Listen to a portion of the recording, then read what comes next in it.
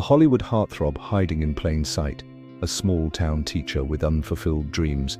When Jackson Hart escapes his stalker by moving next door to Olivia Bennet, neither expects their worlds to collide so perfectly.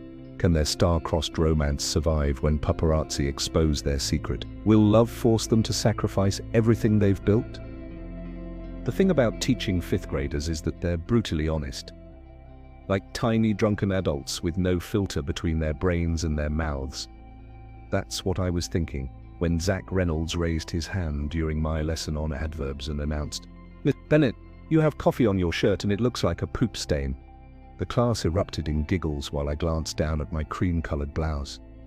He wasn't wrong. The coffee I'd spilled earlier, after Principal Morgan informed me that budget cuts meant cancelling the spring musical I'd been planning for 6 months, had indeed formed a brown splotch right across my stomach. "Thank you for that astute observation, Zach," I said, trying to maintain whatever dignity I had left. "Now, who can tell me what astute means?" 22 blank faces stared back at me. Just another Tuesday in Laurel Springs, population 87,042, where I, Olivia Bennet, age 29, had spent my entire life, first as a student, now trapped on the other side of the teacher's desk. By the time the final bell rang, I'd accumulated a list of problems that would have sent a more sensible woman straight to the liquor store. Coffee stain, now dried to a crispy brown patch. Cancelled musical, along with the extra stipend I'd been counting on. Parent-teacher conferences, tomorrow requiring me to stay late, prepping, 3 dozen ungraded spelling tests. The persistent sensation that life was happening somewhere else entirely. "You look like you've been trampled by a herd of tiny monsters," said Danny, poking her head into my classroom. As the school librarian and my best friend since kindergarten, she had an uncanny ability to appear precisely when my day hit rock bottom. "I'm fine," I lied, stuffing papers into my tote bag. "Totally fine." "Good, because I have news." Danny's eyes sparkled with mischief. "Your house finally sold. My family's Victorian home next door to mine, empty since my parents retired to Florida last year, had been lingering on the market for months." "Really?" "To whom?" "Some guy from Chicago, paid cash, according to Brenda at the real estate office. Moving in today." She wiggled her eyebrows. "Single too." I rolled my eyes. "Danny, the last guy you thought was perfect for me kept 15 snakes as pets and called them his children." "Minor detail. Anyway, as your new neighbor, this mystery man deserves your famous welcome banana bread." "I don't make welcome banana bread." "You do now. I already bought the ingredients." She dropped a grocery bag on my desk. "Consider it rent for all the times you've let me crash on your couch after fighting with Marcus." The mention of Danny's on-again, off-again relationship with my ex-boyfriend made me wince. 3 years post-breakup, and it still felt weird. Marcus and I had dated through college, broken up amicably when he got a job in Portland, and then he'd returned last year only to start dating my best friend. They claimed I was fine with it. I pretended to be. "Fine," I sighed, taking the bag. "But if he's another snake enthusiast, I'm moving in with you." The rain started as I pulled into my driveway. Not a gentle spring shower, but a sudden, violent downpour that turned my short walk from the car into a swimming expedition. By the time I reached my porch, I resembled something between a drowned rat and that girl from The Ring. That's when I saw him, a tall figure wrestling with an oversized canvas wrapped in plastic, trying to maneuver it through the front door of my parents' old house while simultaneously balancing a phone between his ear and shoulder. "No, I don't want to make a statement," he was saying, his voice raised against the storm. "That's the entire point of..." The wind gusted. The plastic wrapping caught like a sail, and the whole package flew from his hands, landing face up in a puddle forming on the porch. "Damn it!" He dropped to his knees, frantically trying to rescue whatever was beneath the now soaked wrapping. Without thinking, I dropped my bags and ran through the rain to his porch. "Here, let me help." He glanced up, startled, and I froze mid-step. Those eyes. I knew those eyes. The world-famous, ocean blue eyes of Jackson Hart, star of the blockbuster Shadow Realm trilogy and People magazine's Sexiest Man Alive 2 years running. I'd seen those eyes on movie screens, magazine covers, and in the secret depths of my occasional daydream. What I had never expected was to see them on my parents' old porch, wide with alarm as their owner knelt in a puddle. "You Jack?" "Please," he interrupted, a note of panic in his voice. "I'm just Jack Stone." He stood quickly, extending a rain-soaked hand. "Your new neighbor, apparently." I stared at his outstretched hand, then back at his face. The perfectly sculpted jawline was partially hidden beneath several days' worth of stubble, and his famous golden brown hair was darker now, shorter, and he wore glasses I'd never seen in photos. But there was no mistaking who he was. "Right," I said slowly, taking his hand, "and I'm just Olivia Bennett, your new neighbor." Something passed between us in that handshake, a current, an understanding. He knew that I knew that he knew that I knew, and somehow neither of us was saying it. "The painting," I said, breaking the moment and gesturing to the soaked canvas. "We should get it inside." Together we carried the waterlogged package into his house. My parents' house, though I hardly recognized it now. The familiar floral wallpaper was gone, replaced by stark white. Moving boxes were everywhere, but otherwise the place was minimally furnished. "I haven't had time to properly set up," he said, following my gaze. "I came here kind of abruptly." "To Laurel Springs?" "Abruptly?" I couldn't keep the disbelief from my voice. Our town's claim to fame was a bronze statue of a cow in the town square, commemorating the time in 1879 when a local dairy won an award at some long-forgotten fair. "It's complicated." He carefully unwrapped the painting, wincing at the water damage along one edge. It was an abstract piece, blues and greys swirling into each other like storm clouds. "Is it ruined?" I asked. "No, just changed." His gaze lingered on the canvas before he looked back at me, studying my face with unexpected intensity. "You're not going to tell anyone, are you, about who I am?" There was something in his voice, not just the fear of being recognized, but a deeper kind of exhaustion, and suddenly I understood. This wasn't a celebrity making a quirky choice to experience small-town life. This was a man running from something. "Your secret's safe with me," I said, "but fair warning, this town has exactly 3 main attractions. The diner, the bookstore, and gossip, and you just became attraction number 1. He smiled then, a genuine expression that transformed his face from the carefully crafted image I'd seen on movie posters into something more real, more approachable. "I've dealt with worse," he said. My phone buzzed in my pocket, a text from Danny as he hot. "Details now." "I should go," I said, suddenly aware that I was standing in a stranger's house, dripping on his floor. "But I made you welcome banana bread." "Well, I will make you welcome banana bread, once I actually make it." His laugh was nothing like the polished chuckle I'd heard in interviews. "I look forward to it." As I turned to leave, my sleeve caught on a box cutter, lying on a stack of moving boxes, tearing the fabric and nicking my arm. "You're bleeding," he said, stepping close. "It's nothing. Just a..." But he was already leading me to the kitchen sink, his hand warm against my back. "I've had enough on-set injuries to qualify as a field medic," he said, turning on the faucet. "Let me help." As he gently rinsed the small cut, I caught my reflection in his window, wild-haired, rain-soaked, with a coffee stain on my shirt and now blood on my sleeve. Meanwhile, even in a faded t-shirt and jeans, Jack looked like he'd stepped off a movie set. "So," he said, pressing a paper towel to my arm, "what do you do when you're not rescuing drowning paintings and bleeding on new neighbors?" "I teach 5th grade at Laurel Springs Elementary. I'm the one who has to explain what puberty means without causing mass hysteria." His eyes crinkled at the corners. "Sounds terrifying." "You have no idea. What do you do when you're not?" I caught myself. "I mean, why Laurel Springs?" The warmth in his expression dimmed slightly. I needed somewhere quiet, somewhere I could just be for a while. Our eyes met, and I felt an unexpected tug of connection. Here was a man who lived in a world I could barely imagine, and yet something in his expression felt achingly familiar, the same restlessness, the same sense of searching that kept me awake some nights.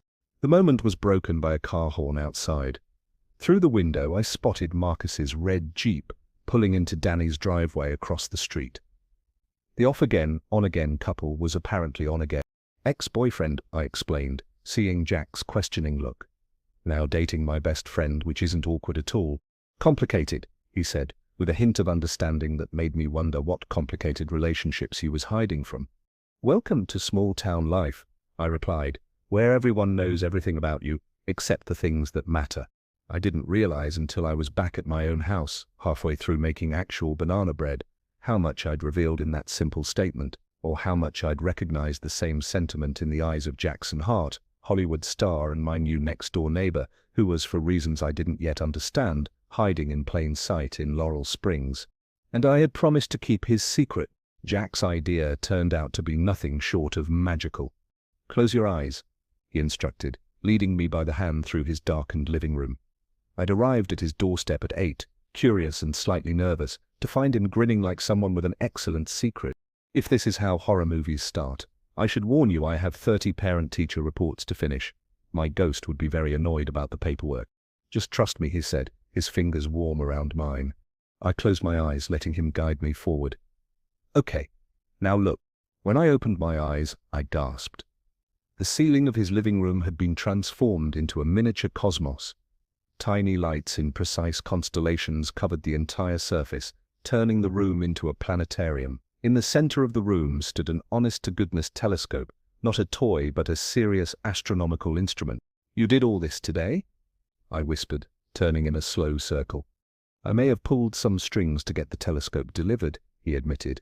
"But the stars? I thought maybe instead of cardboard, your kids could have the real thing." "Jack, this is—" "I know it's presumptuous," he interrupted, "but you said the school board wouldn't let you use the facilities, and I have this empty house, and I thought—" I stopped his nervous rambling, the only way that felt right in that moment, by rising onto my tiptoes and pressing my lips to his. He froze for a heartbeat, then his arms wrapped around me, drawing me closer as the kiss deepened into something that made the stars above us seem dim by comparison. When we finally broke apart, both breathing a little faster, I rested my forehead against his chest. "Thank you for seeing what this means to me." His fingers traced along my jawline, tilting my face up to his. "Olivia Bennet, you may be the first real thing I've encountered in years." The next 2 weeks passed in a blur of secret smiles, late-night conversations under his starry ceiling, and careful public interactions that wouldn't raise eyebrows in our gossip-prone town. By day, I taught verb conjugations and coached my students through their new night sky educational experience. Jack's fancy title for what was essentially the same play we'd planned now relocated to his living room. By night, I discovered the man behind the Hollywood persona, his passion for astronomy, his dry humor, his talent for making perfect omelettes at midnight. "Do you miss it?" I asked one evening, as we lay on a blanket in his backyard pointing out real constellations to practice for my students. Acting, being, famous. He was quiet for a long moment. "I miss certain parts. The creativity, working with talented people, but the rest, it feels like a relief to be away from it. Won't you have to go back eventually?" The question had been hovering between us, unasked until now. His hand found mine in the darkness. "My agent keeps calling. There's a script they want me for. Shooting starts in 6 weeks in New Zealand." The information settled like a stone in my stomach. 6 weeks, a timeline for whatever this was between us. "We should probably talk about—" I began, but was interrupted by a flash and the unmistakable click of a camera shutter from beyond the fence. Jack was on his feet instantly, scanning the darkness. Inside, now. Once in the safety of his kitchen, his face had transformed, tense, alert, the Jackson Hart I'd seen in action movies rather than the Jack Stone I'd come to know. "Could have been anyone," I said, trying to sound calmer than I felt. "Probably kids. Maybe." But he spent the next hour checking locks, closing blinds and making phone calls in hushed tones while I sat at his kitchen counter, watching a wall rebuilding between us. I should have known our bubble couldn't last. The signs were there the next morning, extra cars driving slowly past our houses, a few unfamiliar faces at the local coffee shop. Danny calling 6 times before I'd even finished my first cup of coffee. "Have you seen it?" she demanded when I finally answered. "Seen what?" "Oh God, you haven't. Turn on your computer, now." With a sense of dread, I opened my laptop. The headline on the entertainment news site Danny directed me to made my heart stop. Shadow Realm star Jackson Hart's secret small-town romance revealed. Beneath it was a grainy but unmistakable photo of Jack and me, kissing under the stars in his backyard. The article speculated wildly about how long Hollywood's most eligible bachelor had been hiding in a quaint Midwestern town, and who the mystery woman in his life might be. They hadn't identified me by name yet, but it was only a matter of time. My phone buzzed with a text from Jack. "Don't leave your house. My security team is on the way. I'm so sorry." Before I could reply, a knock at my door made me jump. Through the peephole I saw not reporters, but Marcus. "You need to see this," he said without preamble when I opened the door, thrusting his phone at me. On the screen was a different article, this one from our local newspaper's website. "Laurel Springs teacher in relationship with Hollywood star." "They've named you," Marcus said, his expression grim. "It's all over town." As if on cue, my phone erupted with notifications. Texts from colleagues, parents of students, even Principal Morgan. "Ms. Bennett, please call me immediately regarding a sensitive matter." "How could you not tell me?" Marcus demanded, following me into the kitchen. "Were you ever going to say anything, or just leave town with him without a word, like my sister did with that drummer?" I'd forgotten how Marcus's sister had abandoned their family business to follow her musician boyfriend on tour, leaving Marcus to shoulder the responsibility alone. His anger suddenly made more sense. "It wasn't my secret to tell," I said quietly, "and we weren't. I don't know what we were doing." "Well, you'd better figure it out fast," he replied, "because there are 3 news vans parked at the edge of town, and Brenda Miller is giving interviews about how she always knew there was something special about that new neighbor." The school board called an emergency meeting. Parents expressed concerns about having their children perform at a celebrity's home. Principal Morgan suggested I take a few personal days until the situation resolves. None of it compared to the devastation on my students' faces when I told them our star show was, once again, cancelled. "But Miss Bennett, you promised," Lily whispered, tears in her eyes. "I know, sweetheart. I'm so sorry." The words felt hollow, inadequate. Jack's security team, 2 serious-looking men in suits, had arrived by midday, but they were fighting a losing battle. News traveled faster than security protocols in Laurel Springs. By afternoon, the first reporters had located my classroom, and I was escorted to my car by the school resource officer while camera flashes popped in the parking lot. "Just tell us how long you've been dating Jackson Hart. Is it true you're moving to Hollywood? What do your students think about their teacher dating a movie star?" I kept my head down, ignoring the questions as I slid into my car. Through the windshield I spotted Jack across the street, barely recognizable in a baseball cap and sunglasses, being ushered into a black SUV by his security team. Our eyes met briefly, his filled with regret, mine with confusion, before the crowd of people surged between us. "This is Tricia McKenzie, from Hart's management team," said the polished woman who appeared at my door that evening. Behind her stood one of the security men. "May we come in?" My living room, with its mismatched furniture and stack of ungraded papers, felt suddenly inadequate as the sleek Hollywood professional surveyed it. "Jackson has been relocated to a secure location," she informed me, perching on the edge of my couch like she might catch something from it. "The situation has escalated beyond our control." "Is he okay?" "He's fine. Concerned about you, actually." She handed me a business card.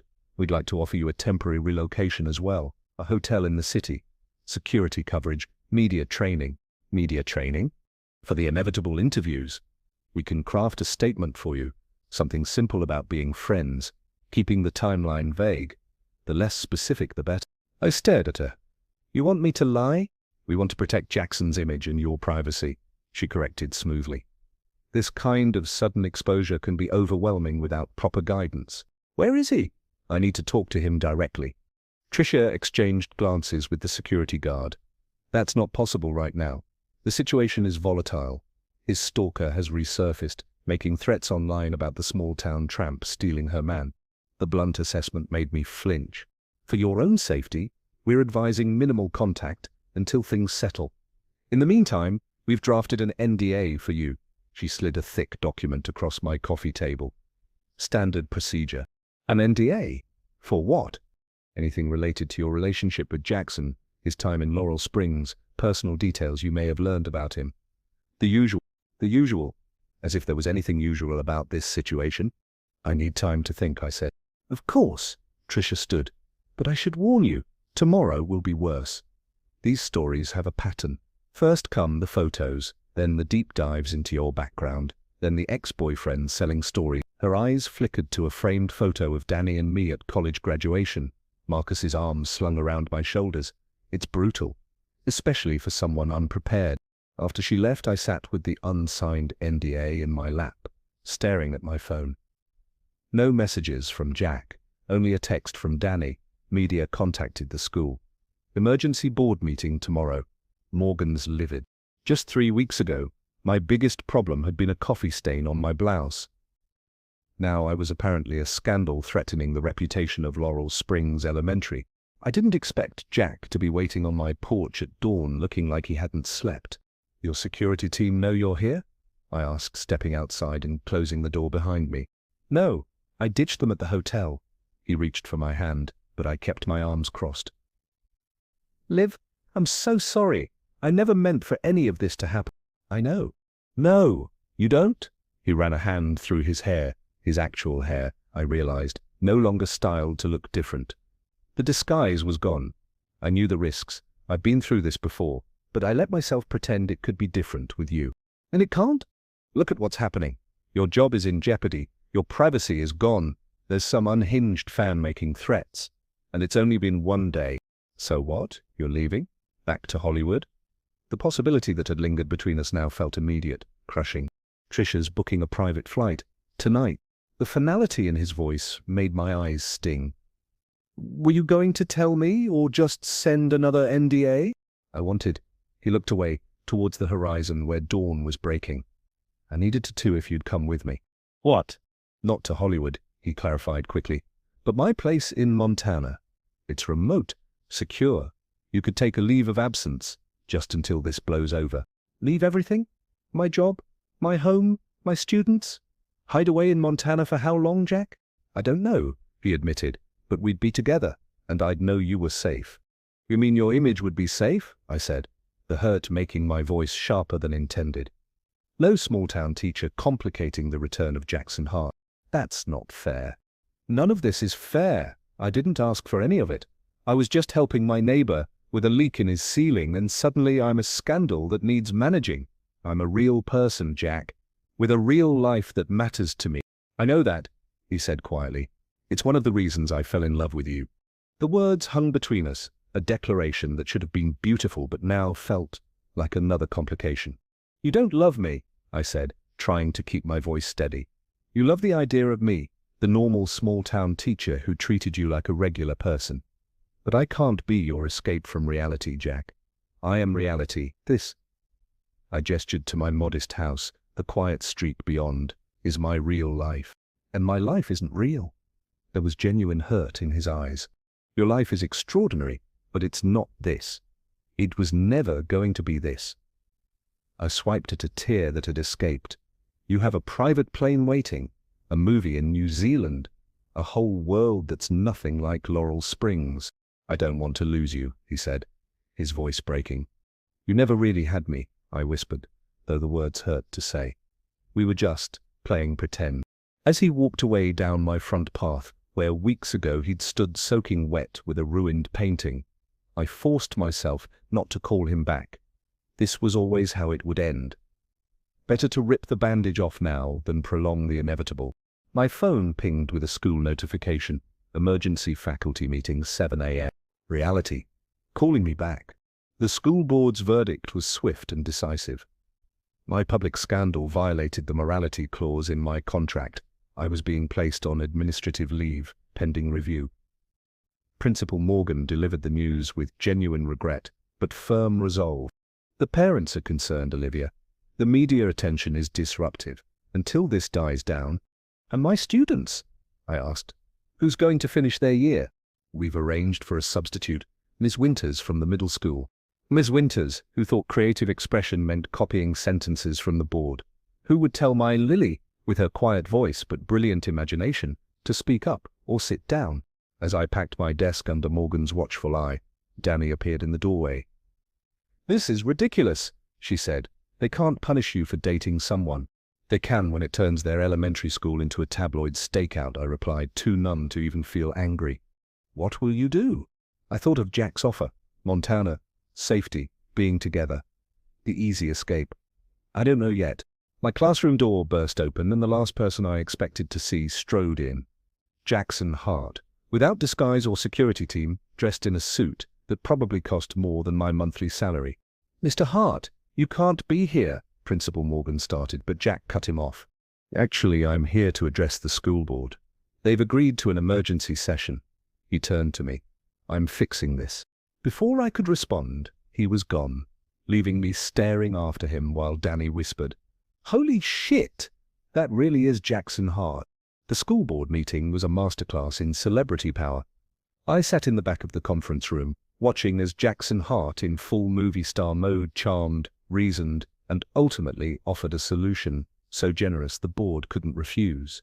"A full funding package for arts education at Laurel Springs Elementary," he announced, including a dedicated performance space, staffing for a proper music and drama department, and an endowment for ongoing programs.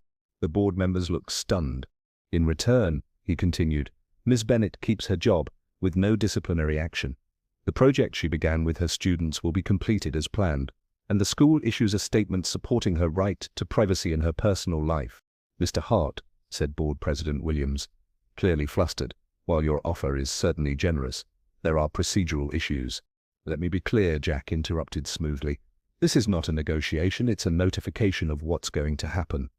My foundation has already drawn up the paperwork. I'm sure the parents and community of Laurel Springs would be disappointed to learn their children lost such an opportunity because the board was concerned about procedural issues." My heart raced as I watched him. This was a side of Jack I'd never seen, commanding, confident, wielding his power like a weapon. For a brief, dazzling moment, I could see exactly why the world had fallen in love with Jackson Hart. When the meeting adjourned, with the board promising to review the offer and procedure options, Jack found me in the hallway. "You had no right," I said quietly. "I was trying to help, by swooping in with your checkbook and your movie star charm, making it seem like I needed rescuing. You were put on leave. The school was punishing you for something that was entirely my fault." "That was my battle to fight, Jack. My career, my reputation. You can't just throw money at my problems and expect me to be grateful." His expression hardened.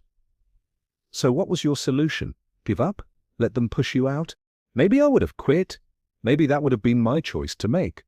The thought had been forming since Morgan had delivered the news, a radical idea I'd barely acknowledged. Maybe I'm ready for something different. Like what? Following me to Montana. There was a hopeful note in his voice that made this even harder. No, like finally admitting this town may not be enough for me anymore. I took a deep breath, but that doesn't mean your world is the answer either. "Olivia, you were right about one thing," I interrupted. "I do need to figure out what I want, but I need to do that without you managing my life or a PR team crafting my story." "I love you," he said simply. "I think you love me too." "I don't even know you," I whispered. "Not really. And until I figure out who I am beyond this school and this town, I can't know if what I feel for you is real or just starlight." I walked away, leaving Jackson Hart standing in the hallway of Laurel Springs Elementary, surrounded by motivational posters about reaching for the stars. Stars that for him had always been within reach. For me, they had only ever been cardboard cutouts pinned to a classroom ceiling. Until now. I hadn't planned to spend my Saturday at school, but with the spring musical cancelled, 32 cardboard stars already cut out, and a classroom filled with disappointed fifth graders, improvisation seemed necessary. "Miss Bennett, are we really allowed to be here on a weekend?" Zach Reynolds whispered as I unlocked my classroom door. Behind him stood 7 other students, bundled in jackets against the spring chill, eyes wide with the thrill of seeing school during forbidden hours. "Principal Morgan approved it as a special enrichment activity," I explained, flipping on the lights. "Which means we're not breaking any rules." What I didn't mention was that Principal Morgan had only approved after I'd cornered him in the parking lot yesterday. Armed with research on arts education benefits and the knowledge that his wife, my former drama teacher, would be disappointed to hear he'd axed our production. "So we're still doing the play?" asked Lily Chen, the quietest student in class, and my choice for lead role. "Not exactly," I admitted. "But we're doing something." That something was admittedly vague in my mind. Without budget for costumes, sets, or even the rights to perform any actual play, we were working with cardboard, donated craft supplies, and my desperate determination not to let these kids down. By noon, my classroom had transformed into a chaotic art studio. Tables pushed together held a growing cardboard backdrop of what might generously be called a starry night. Paint speckled the floor despite the tarps I'd laid down. 8 children argued over the artistic merits of glitter versus sequins. "I think this star looks more like a potato," said Zach, frowning at his creation.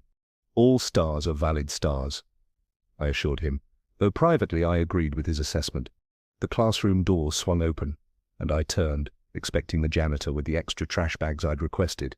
Instead, there stood Jack Stone Jackson Hart, wearing faded jeans and a plain grey hoodie, looking thoroughly out of place amid the kindergarten chaos. "Sorry to interrupt," he said, his eyes sweeping over the disaster zone. The front office was empty, but I heard voices.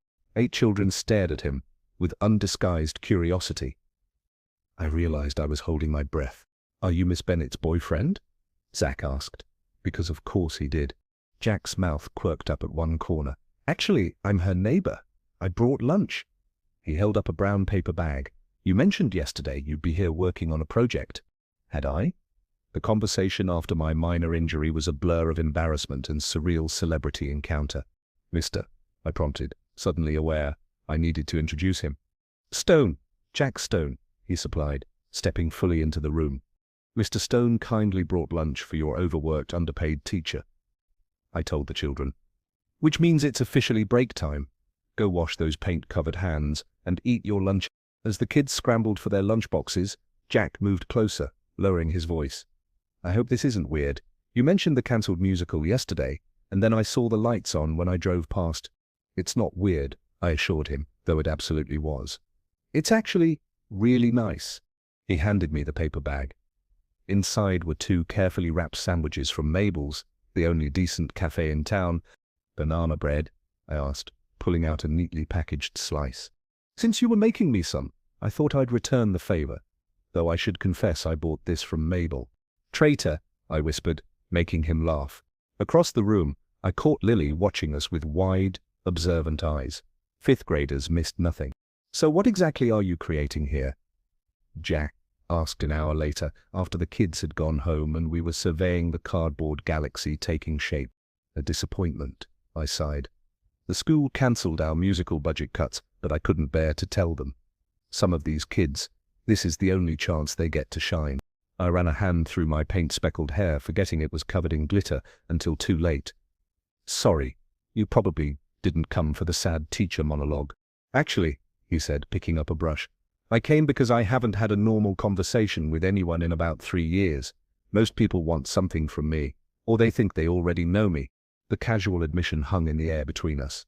He was talking about his actual life now, not maintaining the pretense that he was just an ordinary guy named Jack Stone. "Well, right now I want you to help paint this star," I said, handing him a cardboard cutout. "Think you can handle it, Hollywood?" He grinned, taking the star and brush. "I did my own stunts in Shadow Realm, you know. I think I can manage craft paint." For the next hour, we worked side by side. I learned he had studied art before acting, that he could actually paint quite beautifully, and that beneath the celebrity was a person who seemed genuinely interested in why I had chosen to teach in my hometown rather than leave. "I stayed because I was needed," I explained, watching him transform a misshapen cardboard star into something that actually resembled a celestial body. "My mom got sick my senior year of college. By the time she recovered, I had a job here, an apartment, responsibilities. And now? Now, I'm not sure," I admitted. "I love these kids, but sometimes I feel like I'm teaching them to dream bigger while I'm afraid to do the same." He was quiet for a moment, focusing on his painting. "I used to think fame meant freedom," he finally said. "Instead, I haven't been to a grocery store without a disguise in years. Haven't dated anyone who didn't sign an NDA first." The intimacy of his confession made me pause. "Is that why you're here? In Laurel Springs?" "Partly." His hand stilled on the star. "There was an incident. A fan found my home address, camped outside for weeks, started sending disturbing messages. Police got involved, but my agent thought it best I disappear for a while." "I'm sorry," I said softly. "That's terrifying. The worst part is never knowing who you can trust." He looked up from the star, meeting my eyes. Which is why it's strange that I'm telling you all this. The air between us seemed to change, charged with something I couldn't name. I'm very trustworthy, I said lightly, trying to break the sudden tension. Just ask any of my students. Except Zach Reynolds. He's still mad I confiscated his slime collection. Jack laughed, and the moment shifted back into easier territory. But something had changed, a confidence shared, a wall lowered. Monday morning brought reality crashing back in the form of Brenda Miller, Laurel Springs' most dedicated gossip and mother to one of my students. Olivia Bennett, she called, intercepting me in the school parking lot. Why didn't you tell me your new neighbor is single and handsome? I had to hear it from Danny. I clutched my coffee tighter. Good morning to you too, Brenda. So, what's he like? Danny says he's mysterious. From Chicago, she said. He seems nice. Private. Probably doesn't want to be ambushed with casseroles and interrogations. I tried to move past her, but Brenda was nothing if not persistent. Well, I'm heading the spring fundraiser committee, and we need more men involved. Perhaps you could introduce us. Her smile was sweet, her eyes calculating. The thought of Brenda discovering Jack's true identity made my stomach clench. He's settling in, probably not ready for committee work. Nonsense. Everyone wants to be involved in community events. She patted my arm. I'll stop by this weekend, with my famous lasagna. Before I could protest further, she swept away, leaving me with the sinking realization that Jackson Hart's peaceful hideaway was about to be invaded by Laurel Springs' most determined matchmaker. The day deteriorated from there. Principal Morgan informed me that my enrichment activity couldn't continue using school facilities without proper approval from the board. 2 students came down with stomach flu during math, and Marcus appeared at my classroom door during lunch break. Hey, Liv, he said, leaning against the doorframe with the casual confidence that had once made my heart race. Got a minute? I have exactly 23 minutes to eat, grade papers, and prepare for parent conferences, I replied, not looking up from the spelling tests. So technically, yeah. He stepped inside anyway, closing the door behind him. Danny says you've been spending time with your new neighbor. Now he had my attention. Are you checking up on me? No, he ran a hand through his hair. I worry about you, that's all. Marcus, we broke up 3 years ago. You're dating my best friend. You don't get to worry about me. That doesn't mean I stopped caring. He perched on the edge of my desk. Look, Danny, said this guy seems secretive. No social media presence, paid cash for the house. Don't you think that's strange? The irony of defending Jack's privacy using lies made my head hurt. He's a private person. Not everyone documents their entire life online. Just be careful, okay? Remember that guy Danny dated, who turned out to be married with 3 kids in another state. Jack's not married, I said firmly. So it's Jack already, huh? Marcus's face tightened. You've known him, what, 4 days? The implication stung, but before I could respond, my classroom door opened again. Jack stood there, holding another brown paper bag. Sorry to interrupt, he said, his eyes moving between Marcus and me. You forgot your lunch on my counter this morning. Thought you might need it. The words hung in the air, innocent, but easily misinterpreted. Marcus's eyebrows shot up. This morning? He repeated. We were finishing the project for my students, I explained quickly. The stars for the... It doesn't matter, thank you, Jack. Jack nodded, an unreadable expression on his face. I should go? Nice to meet you. Marcus, Olivia's ex, he emphasized the last word. And you're the mysterious neighbor. Not that mysterious, Jack replied, his movie star smile firmly in place. Just new. After he left, Marcus turned to me with accusation in his eyes. Seems pretty comfortable bringing you lunch. It's called being neighborly, I retorted. And anyway, it's none of your business. It is if he's not who he says he is, Marcus insisted. Have you even Googled him? I hadn't, though not for the reasons Marcus suspected. I don't need to Google my neighbors, Marcus. Fine, but don't come crying to me when you find out he's hiding something. He stormed out, leaving me with a tension headache and Jack's paper bag. Inside, alongside a sandwich and apple, was a note for the bravest teacher I know. I've been thinking about your stars. Meet me at my place tonight. I have an idea. Despite everything, Marcus's suspicions, Brenda's matchmaking plans, the school board's obstacles, I felt a smile spreading across my face. Whatever Jack was hiding from the world, he was choosing to share something with me. I tucked the note into my pocket, a private joy in a day filled with complications. Tonight, I would cross the yard between our houses and step further into the unusual world of Jackson Hart, a world that, against all odds, was starting to feel like somewhere I belonged. 3 months later. Cut. Perfect, Jackson. Let's reset for another angle. I lowered the prop sword and rolled my shoulders, trying to work out the knot that had formed during the 8 consecutive takes of the same fight sequence. New Zealand's stunning mountains provided the backdrop for Shadow Realm Final Dawn, but after 12 hours on set, even paradise became just another workplace. Water, Mr. Hart. An assistant materialized at my side, offering a bottle with a bendy straw to avoid disturbing my elaborate costume and makeup. Thanks, Ellie. I took a sip, scanning the controlled chaos of the set crew members, adjusting lights, special effects technicians reviewing footage on monitors, my co-star getting her makeup retouched. All perfectly normal, all feeling strangely empty. 5 minutes, everyone, called the assistant director. I retreated to a quiet corner, pulling out my phone for the ritual I'd promised myself I would stop, checking Olivia's social media. Not that she posted much, but occasionally Danny would tag her in something. Today, there was a new photo. Olivia standing in front of a classroom that wasn't hers, smiling that slightly crooked smile I'd memorized in our brief time together. The caption read, "Guest lecture at State University complete. Thanks for having me, Dr. Winters." She looked happy. Different. Somehow, her hair shorter, her posture more confident. She was moving forward just as she'd said she needed to. "You're doing it again," said a voice behind me, and I quickly locked my screen. My co-star, Mira Chen, regarded me with amused exasperation. "Stalking teacher girl on Instagram." "I'm not stalking," I protested, "just checking in." Mira perched on a production crate beside me. In 6 years of making the Shadow Realm films together, she'd become something between a sister and a therapist. You know, normal people would just call the person they're obsessed with. She made it pretty clear she needed space. "Space is different from exile, Jack." She nudged my shoulder. "The movie wraps in 3 weeks. What's your plan?" "Publicity tour. Then the new Nolan project starts pre-production." "That's your work plan. I meant your life plan." I stared at the distant mountains. "I don't know." "Bullshit." Mira's bluntness was her trademark. "You've been a zombie for 3 months. Everyone's noticed. Trisha's billing it as intense method acting. But we both know what's really going on. It doesn't matter. She doesn't want my world, and I can't have hers. So, make a new world." Mira stood as the AD called 1 minute. "That's what we do in movies all the time, isn't it? Create worlds that don't exist yet."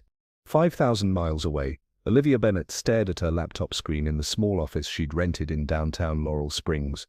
The application for the Masters in Education program at State University glowed back at her, complete, except for the final Submit button. "Just click it already," urged Danny, perched on the edge of the desk. "You've been staring at it for 20 minutes. "It's a 2-year commitment," Olivia said. "What if it's the wrong choice?" Oh my God. When did you become so indecisive? The old Olivia Bennett would have color-coded a pros and cons list and made a decision by now. The old Olivia Bennett. The thought lingered as Danny continued scrolling through her phone. "Oh, Jackson Hart posted something new." She turned the screen toward Olivia. "Some behind-the-scenes thing from his movie. He looks good." He did look good. Tired around the eyes, maybe, but still heartbreakingly handsome in his elaborate costume. Olivia forced herself to look away. "You're allowed to admit you still think about him," Danny said gently. "What's the point?" "Nothing's changed. He's still a movie star. I'm still..." "Still what? On leave from a job you were outgrowing anyway? Living in your parents' other house? Hiding from decision?" "I'm not hiding," Olivia protested. "I've been substitute teaching, doing those guest lectures at State, working on the community theater program. All true, but all temporary. Nothing requiring real commitment, real risk." Danny sighed. "Liv, you've been in limbo since he left. It's like you hit pause on your life. And guess what? He did too." "What are you talking about?" "Marcus has a friend who works at that entertainment site. Apparently, Jackson Hart is officially worrying his management team. He's turning down projects, doing the bare minimum on publicity, spending all his free time locked in his trailer." "That doesn't mean anything," Olivia said. but her heart beat faster at the thought. He's probably just tired. Danny's expression softened. He posted a picture last week from his trailer. There was a star chart on the wall behind him. She squeezed Olivia's hand. The same constellations you two were teaching your kids. Mr. Hart, a package arrived for you. Ellie handed me a small box as I entered my trailer after the day's shoot. It came through the production office. Security cleared it. Thanks. I set it on the counter, expecting another gift from the studio, or a fan package that had somehow made it through the filtering system. The return address made me freeze. Laurel Springs, Illinois. With suddenly unsteady hands, I opened the box. Inside was a small cardboard star, painted blue and silver with a note attached. The kids finally got to perform their star show. Thought you should have a souvenir. Their new teacher isn't big on astronomy, but some lessons stick. Something else lay beneath the star, a newspaper clipping from the Laurel Springs Gazette, with the headline, "Elementary Arts Program Breaks Ground on New Facility." A photo showed a construction site with a sign reading, "The Hart Foundation Center for Creative Arts." In the corner of the image stood a familiar figure, Olivia, watching from a distance as the town celebrated the program she'd fought for. I sank onto my couch, staring at the small cardboard star. 3 months of trying to forget her, and with one package, she'd brought everything rushing back. My phone pinged with a message from Trisha. Interview requests for rap publicity. Approve attached schedule. Another ping from my agent. Nolan wants to meet in LA next week. Private jet, standing by whenever you rap. The machinery of my life spinning up again, pulling me back into orbit. But for the first time in months, I felt a clarity I'd been missing. I picked up my phone and called the one person I knew would give me honest advice. "Mum, it's me. I need to talk." "I can't believe I let you talk me into this," Olivia grumbled as she followed Principal Morgan down the hallway of Laurel Springs Elementary. "It's not talking you into anything. It's your job, or it will be again, if you ever decide to come back." Morgan stopped outside her old classroom. "Just meet her. That's all I'm asking." "Meet who? And why all the mystery?" "The donor representative for the Arts Center. The Hart Foundation is sending someone to evaluate the program progress, and they specifically asked to meet with you." Olivia's heart sank. The last thing she needed was a reminder of Jack, especially from some corporate foundation lackey. "Fine. One meeting." She squared her shoulders and pushed open the classroom door. The woman waiting inside was elegant, silver-haired, with blue eyes that struck Olivia with immediate recognition. "You must be Olivia," she said, extending her hand. "I'm Elizabeth Hart, Jackson's mother." "I don't understand why you're here," Olivia said, as she and Elizabeth walked the perimeter of the construction site that would become the Arts Center. "Officially, I'm overseeing the foundation's investment." Unofficially, Elizabeth paused, studying Olivia. "I wanted to meet the woman who sent my son into an existential crisis." "I didn't." "It wasn't an accusation, dear." Elizabeth's smile was warm, genuine. "It was a thank you for hurting him, for making him question everything. It's been a long time coming." She gestured to a bench. They sat. "When Jackson was little, before the fame, he wanted to be an astronomer. Did he tell you that?" Olivia shook her head, though the revelation explained his knowledge of the stars, his telescope. He was always looking up, asking questions about what was beyond what he could see. Elizabeth's expression turned wistful. Somewhere along the way, he stopped looking up and started looking at himself, how others saw him, what they wanted from him. "He's successful," Olivia said. "Beloved by millions, and profoundly lonely." Elizabeth turned to face her directly. "Until Laurel Springs." Olivia looked away, unable to bear the knowing gaze that was so like Jack's. "It was never going to work. Our worlds are too different. Worlds change. People change them." Elizabeth stood, brushing invisible dust from her immaculate slacks. "Which brings me to the real reason I'm here. The foundation is establishing a scholarship program for arts education. We need someone to direct it, someone who understands both education and artistic vision." "I don't understand." "It's a job offer, Olivia, based in Chicago but with significant travel.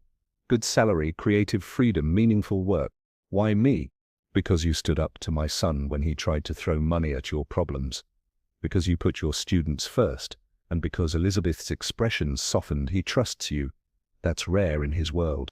She pressed a business card into Olivia's hand. The position starts in 6 weeks. Think about it. As Elizabeth walked away, Olivia stared at the card in her hand. 6 weeks. Time to make the decision she'd been avoiding for months. The premiere of Shadow Realm Final Dawn was exactly the circus I'd expected. Screaming fans, blinding camera flashes, interviewers asking the same questions on repeat. I moved through it on autopilot, smiling for photos with Mira and the rest of the cast, giving sound bites about how this final chapter means so much to all of us. Last interview, Trisha murmured in my ear, steering me toward a petite woman holding a microphone with the logo of a major entertainment show. Jackson, congratulations on wrapping up the trilogy. What's next for you? The interviewer's smile was blindingly white. The question I'd been dreading all night. The one Trisha had coached me to answer with vague references to exciting new projects. Actually, I heard myself saying, I'm taking some time off. Beside me, I felt Trisha stiffen. That's surprising, the interviewer said, clearly delighted by the unscripted answer. Any special plans for your break? I'm going back to school, actually. Astronomy. It's something I've wanted to do since I was a kid. Astronomy? Stars and planets? That's unexpected.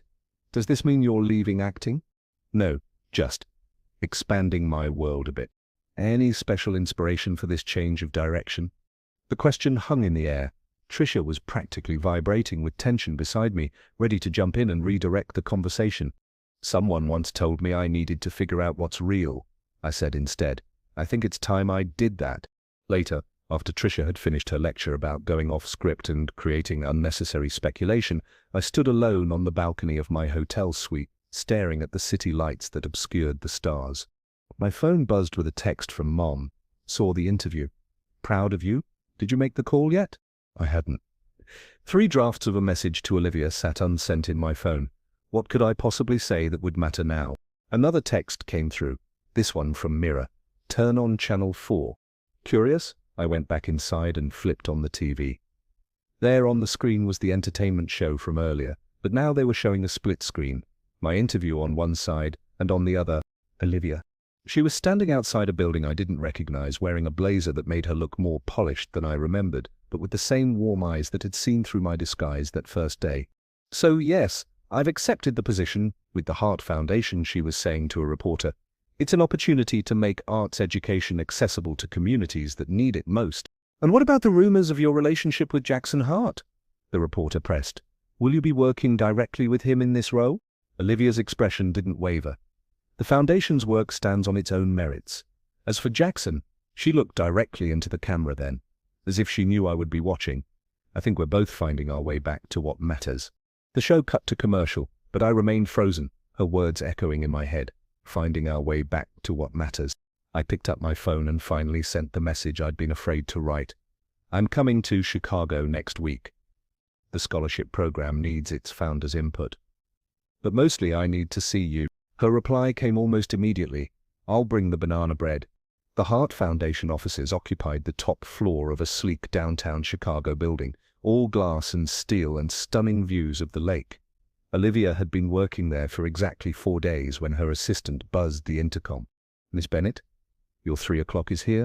Olivia smoothed her skirt, checked her reflection in her computer screen, and took a steadying breath. Send him in. The door opened, and there he was, Jackson Hart, in jeans and a simple blue button-down, looking simultaneously like the movie star whose poster had once hung in Danny's college dorm, and the man who had painted cardboard stars with her students. Miss Bennett. The formality in his voice was betrayed by the spark in his eyes. Thank you for agreeing to meet with me. Mr. Hart, please have a seat. He closed the door behind him but remained standing. Nice office. Better view than the elementary school. Different. Not necessarily better. She stood, moving toward the window. I miss my students sometimes, but not the coffee stains and budget cuts. She smiled, remembering how it all began. Not those. No. The professional pretense dissolved as he stepped closer. Olivia. I applied to grad school, she blurted out, for education policy. Evening classes, while I run the foundation program. His expression brightened. That's great. You'll be amazing. I also rented an apartment. here in Chicago. It's tiny, and the radiator makes concerning noises. But it's a start, he repeated, moving closer still. I like that way of thinking about it. What about you? Astronomy, huh? Your mother mentioned it was a childhood dream. Speaking of my mother, his eyebrows lifted. She mentioned you two had an interesting conversation. She offered me a job. She meddles. It's her superpower. Must run in the family. Olivia couldn't help but smile. You funded an entire arts center to save my job. I was trying to fix things the only way I knew how, with grand gestures and resources. He took her hand, tentative, as if she might pull away. I've been working on finding better ways. Like what? Like honesty. Like listening to what you actually need instead of what I think you should want. His palm was warm against hers, and Olivia felt the familiar flutter in her chest that had begun that rainy day on his porch. And what do you need, Jack? Time! Space to figure out who I am beyond the movies and the fame. Someone who sees me clearly. His blue eyes held hers. I've enrolled at Northwestern. Part-time astronomy program. You're staying in Chicago? The flutter became a pounding. I bought a condo. Lakeview. Decent-sized telescope on the balcony. He hesitated. Also a garden for growing your own banana bread ingredients. The implication wasn't lost on her. That's quite a commitment for someone who's been a nomad for years. I'm not saying we pick up where we left off, he said quickly. I'm saying maybe we start something new, something real, with the world watching. Because they will be, let them watch, he shrugged.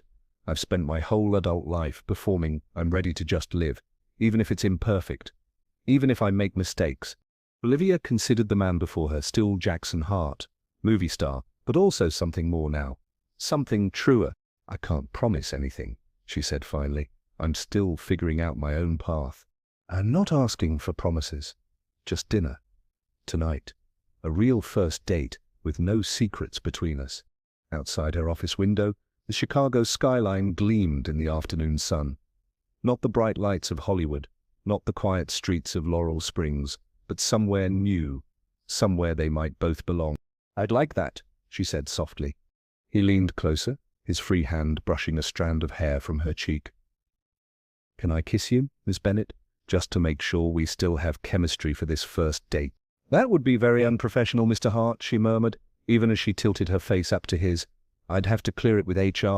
I know the Foundation's director, he whispered, his lips now inches from hers. I could put in a good word. As his mouth met hers, gentle at first and then with building intensity, Olivia felt the last of her reservations beginning to dissolve. This wasn't the end of their story. There would be complications, adjustments, the constant navigation of two very different worlds trying to create something new together. But for the first time since that rainy day when Jackson Hart had appeared on her parents' porch, she allowed herself to believe that sometimes fairy tales didn't require one person to give up their world entirely. Sometimes you could build a new one together, star by star. 6 months later. I still think this is a terrible idea, Tricia Mackenzie declared, pacing the length of Jack's Chicago penthouse. The optics are completely wrong. The timing is atrocious, and frankly, it's professional suicide. Jack adjusted his bow tie in the mirror, unfazed by his publicist's apocalyptic predictions.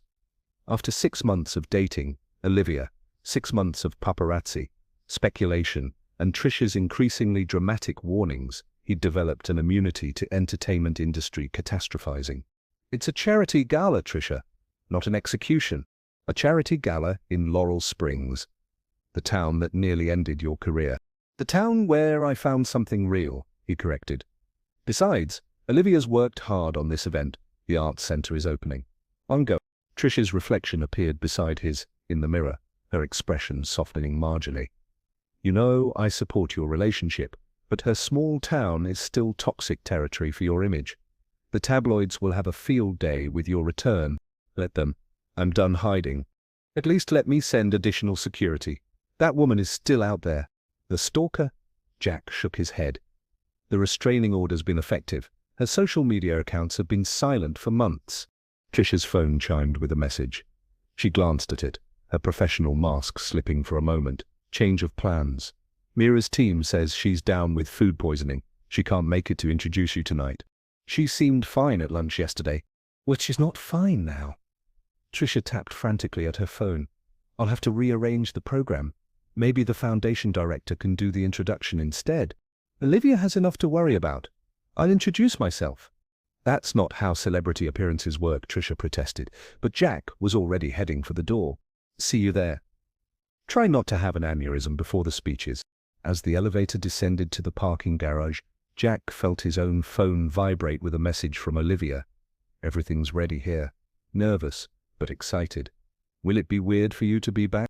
He smiled, typing his reply. Only if Zach Reynolds asks embarrassing questions again. See you soon. What he didn't share was the strange anticipation building in his chest. 6 months of building a new life together in Chicago, and tonight they were returning to where it all began, full circle, in a way he hadn't anticipated when he'd first arrived in Laurel Springs, seeking anonymity and finding something far more valuable. Instead, the Laurel Springs Community Center had been transformed. Where once stood a dated gymnasium with squeaking floors and flickering fluorescent lights, now gleamed a modern performance venue with proper staging, lighting and seating for 300. Backstage, Olivia surveyed the organized chaos, local dignitaries mingling with foundation donors, the elementary school choir practicing their song one last time, Danny frantically adjusting the flower arrangements. The Chicago donors are starting to arrive, Brenda Miller reported, clipboard in hand. The town gossip had improbably become Olivia's most dedicated volunteer, throwing herself into gala planning with terrifying efficiency. And there are at least a dozen photographers stationed outside. Make sure they stay behind the barriers, Olivia instructed. No one gets backstage without credentials. Already handled. Brenda beamed. Principal Morgan is checking IDs at the door himself. Perfect. Olivia checked her watch. Jack should have arrived by now. Has Mr. Hart's car pulled up yet? Not yet. But someone's asking for you at the side entrance. Says she's from the foundation. Probably Elizabeth, Olivia murmured. Jack's mother had been instrumental in the final phases of the Arts Center, lending her considerable expertise and connections. I'll go meet her. The side corridor was dimly lit, quiet compared to the bustling main hall.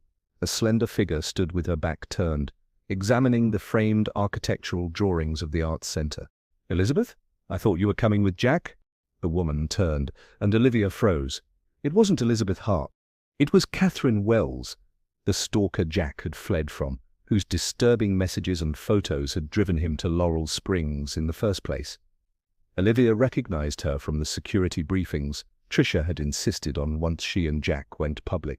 You must be Olivia, Catherine said, her voice eerily calm. I've been looking forward to meeting you. Olivia's hand moved to her phone, but Catherine shook her head. I just want to talk about Jackson, about what you've done to him. I haven't done anything to him, Olivia said carefully, backing toward the door, and I don't think he wants to speak with you. You don't understand. We had a connection. Before you came along, he was going to realize it, eventually. Catherine's eyes hardened. But you've confused him. Made him think he wants a normal life. Small-town values, all that Hallmark movie nonsense. That's not. Do you have any idea what you've done to his career? Catherine stepped closer. His last movie underperformed. Critics said he seemed distracted. He's turning down roles that would have cemented his legacy. For what? To play house with a teacher? Olivia should have been frightened. This woman had terrorized Jack for months, but instead she felt a surprising flicker of recognition. The same desperate need to control the narrative that she'd seen in Trisha, in the studio executives, in everyone who saw Jack as a commodity rather than a person. You don't love him, Olivia said quietly. You don't even know him. And you do? Catherine's laugh was bitter. You think 6 months of dating gives you insight into who Jackson Hart really is? I don't claim to know everything about him, but I know he has a right to choose his own path. His path was already set. Greatness, legacy, not domesticity. Why don't you tell her your actual concern, Ms. Wells? Both women turned at the new voice. Trisha Mackenzie stood in the doorway, arms crossed, expression severe. Miss Mackenzie. Catherine's demeanor shifted instantly. I was just explaining to Ms. Bennett the realities of the industry. You were expressing your disappointment that I neglected to hire you, Trisha cut in sharply. Again. Olivia blinked. What? Catherine Wells, formerly Catherine Miller, previously employed by Apex Talent as a junior publicist. Applied to my team 3 times, rejected each time for being frankly obsessive about her clients. That's not. Catherine sputtered. Your fixation on Jackson was never about love, Tricia continued coolly. It was about access, control, the career you couldn't have. Catherine's composure cracked, her eyes filling with tears. You don't understand what it's like to be so close to that world and be shut out. To know you belong there, but never get the chance. The raw honesty in her voice caught Olivia off guard. This wasn't just a deranged stalker, this was a woman whose dreams had curdled into obsession. The restraining order is still in effect, Tricia said, her tone softening slightly. But I've arranged for a car to take you back to Chicago. No police, no scene, just go quiet. Catherine hesitated, looking between them. For a moment, Olivia feared she would refuse, escalate, create the dramatic confrontation she'd clearly been planning. Instead, her shoulders slumped. He'll regret his choices, she said, a final attempt at defiance. You both will. As security quietly escorted Catherine out, Olivia turned to Tricia in disbelief. You knew about her background all this time? Of course. Tricia checked her perfect manicure.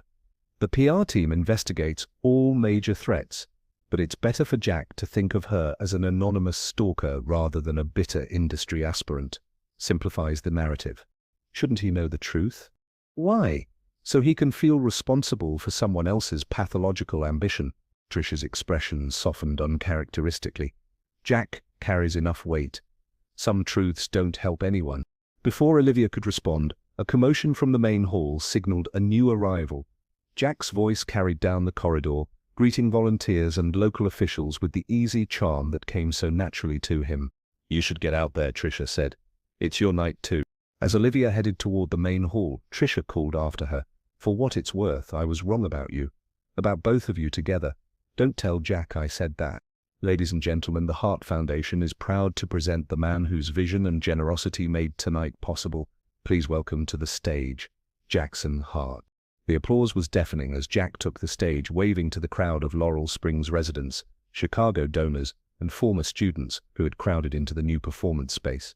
Under the bright lights, he could make out familiar faces. Principal Morgan looking uncomfortable in a formal suit, Brenda Miller recording everything on her phone, Danny sitting beside a surprisingly supportive Marcus. And in the front row, Olivia, resplendent in a midnight blue gown that made her look like the night sky he'd fallen in love with over those star-filled evenings in his living room. Thank you, he began, approaching the microphone. Though I have to correct our MC, this center wasn't my vision. It belongs to this community, and especially to one extraordinary teacher who showed me what real stars look like. His eyes found Olivia's, and the planned speech he'd rehearsed with Tricia suddenly felt hollow, inadequate. I came to Laurel Springs running away from my life, he continued, veering from the script. What I found instead was a place that taught me how to live authentically, a town that eventually allowed me to be myself, and a woman who saw past Jackson Hart to just In the wings, he could practically feel Tricia having a coronary over his improvisation, but for once, he didn't care about the carefully crafted public persona. The Arts Center we're opening tonight isn't about publicity or tax write-offs or my legacy.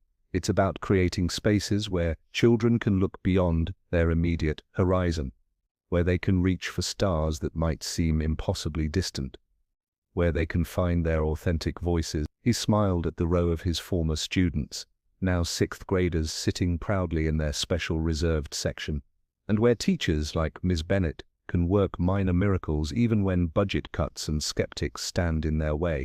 The audience chuckled appreciatively. So while I'm honored to have my name on the building, the true heart of this center, the reason we're all here tonight is sitting right there. He gestured toward Olivia, whose eyes had grown suspiciously bright. Olivia Bennett, would you please join me on stage? Surprised, Olivia made her way up the steps to stand beside him, the spotlight catching the shimmer of her dress. I had a whole speech prepared about the Foundation's mission and our 5-year plan, Jack said. Take her hand. But I'd rather use this moment for something more important. The crowd murmured as he reached into his pocket and produced not a ring, as they clearly expected, but a small cardboard star, battered and faded, but recognizable as one from their first project together. 6 months ago, you sent me this star when I was halfway around the world. It reminded me of what matters.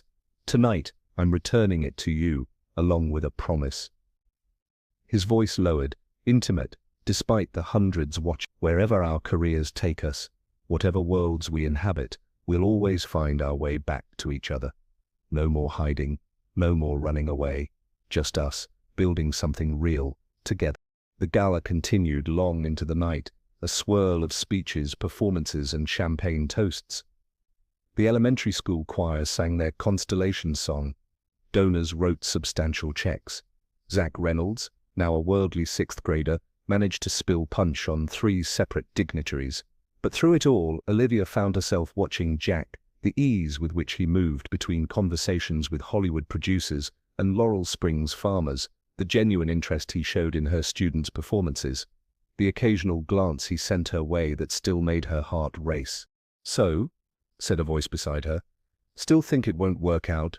Olivia turned to find Danny slightly tipsy from the open bar, grinning at her. "I never said that." "You absolutely did. We're from different worlds, Danny. It's impossible, Danny. He'll go back to Hollywood and forget all about Laurel Springs." Her impression was unnervingly accurate. "Maybe I was wrong." "Maybe?" Danny arched an eyebrow. "The man just basically proposed to you in front of the entire town using a cardboard star. That's rom-com gold right there." Across the room, Jack was deep in conversation with Marcus. Of all people, both men laughing about something Olivia couldn't hear. "What do you think they're talking about?" she wondered. "Probably you. Though hopefully not the time you got drunk at the lake house and tried to seduce Marcus with that terrible dance move." "That never happened." "It absolutely did. I have witnesses." Danny squeezed her arm affectionately. "But I don't think Jackson Hart would care. That man looks at you like you invented oxygen." Later, as the crowd thinned and volunteers began the cleanup process, Olivia found Jack standing alone on the small balcony overlooking the town square. Below, twinkling lights illuminated the infamous cow statue, now flanked by tasteful landscaping funded by the Hart Foundation. "There she is," he said without turning, somehow knowing it was her. "The star of the evening. I think that title belongs to you." Though Zach Reynolds made a strong bid for it when he asked the mayor if her hair was supposed to look like that. Jack laughed, drawing her into his arms. "That kid is going places. Probably juvenile detention, but places." She rested her head against his chest, feeling the steady rhythm of his heartbeat. "Did I hear you talking to Marcus earlier? Should I be worried?" "Not at all. He was asking my advice about proposing to Danny. Actually, apparently my cardboard star gesture was unexpectedly not terrible." High praise from Marcus. She glanced up at him. "What did you tell him?" "That sometimes the right person makes you brave enough to risk everything, even looking foolish in front of an entire town." The cool night air carried the scent of spring rain, the same scent from the day they'd first met, when a soaking wet Jackson Hart had tried to rescue a painting while maintaining his cover.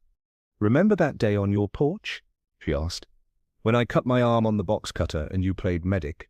I was trying so hard to be Jack Stone, ordinary Chicago guy, and failing miserably, apparently. Not miserably. I thought you were." She searched for the right word. "Luminous. Even trying to be ordinary." He kissed her then, under the real stars that had always fascinated him, in the town that had initially been his hiding place and had become so much more. "I have something to show you," he said, when they finally broke apart. "But we need to drive a bit." The winding road led them away from town, up into the gentle hills that surrounded Laurel Springs. Jack refused to tell her where they were going, his expression both nervous and excited in the dim glow of the dashboard lights. Finally, he turned onto a narrow lane marked only by an elegant wooden sign reading Starlight House. "Jack, what is this?" He parked the car in front of a charming Victorian farmhouse, its wraparound porch illuminated by soft lights. "It's ours, if you want it." "What?" Olivia stared at him, then at the house. "I don't understand." "I know we have the apartment in Chicago, and that's perfect for when we need to be in the city," he explained, his words coming faster now. "But I thought we might want a place here too, for weekends. School breaks, maybe someday, for more permanent things." "You bought a house? Without telling me?" "Not exactly," he gestured toward the building. "I found it, had it inspected, but it's not officially purchased yet. I wouldn't make that decision without you." Stunned, Olivia stepped out of the car, taking in the detailed gingerbread trim, the classic lines, the expansive property surrounding it. "It's beautiful, but why here?" Why Laurel Springs? Your life is in Chicago now. And sometimes LA, New Zealand, wherever filming takes you. Jack joined her, taking her hand. Because this is where I found my way back to myself. Where we found each other. And because he hesitated, suddenly vulnerable, I thought our kids might like growing up in a small town. At least part of the time. The words hung in the cool night air between them. Kids. A future stretching beyond careers and logistics and navigating fame. You've thought about that? She asked softly. Us, having children? I've thought about everything, Liv. Growing old on that porch, watching the stars from the backyard, building a life that's neither your old world nor mine, but something new we create together. Jack. She was crying now, tears spilling despite her best efforts. We don't have to decide tonight, he said quickly. I just wanted you to see it. To know I'm all in, for whatever comes next. Olivia looked from the man she loved to the house that represented a future she'd never dared imagine, one where she didn't have to choose between small-town roots and bigger dreams, between the familiar and the extraordinary. There's one more thing, Jack said, leading her around to the back of the property. There, nestled in the spacious yard, stood a small observatory dome, a proper, professional-grade structure that glinted silver in the moonlight. For your students, he explained, and for us, and maybe someday for our own little astronomers. It was too much. The gesture, the meaning behind it, the man who had transformed from a stranger hiding from the world into someone who wanted to build a world with her. Ask me again, she whispered, turning to face him fully. Ask you what? If I want this? Us? Everything. Understanding dawned in his eyes, those famous blue eyes that now belonged not to the world but to her. He took both her hands in his, standing under the vast canopy of stars that had first brought them together. Olivia Bennett, teacher of fifth graders and speaker of truths, will you build this life with me? Not just tonight or next month, but for all the time we have. Yes, she said simply. All of it. Yeah? Later they would drive back to town, share their news with friends who would celebrate and tease in equal measure. There would be logistics to navigate, careers to balance, a Hollywood that might never fully understand Jack's choices. But for now they stood together in the yard of a house that represented not a compromise between their worlds, but the creation of something entirely new. Above them, the stars continued their ancient patterns, distant, yet somehow within reach, just like the futures they had once thought impossible.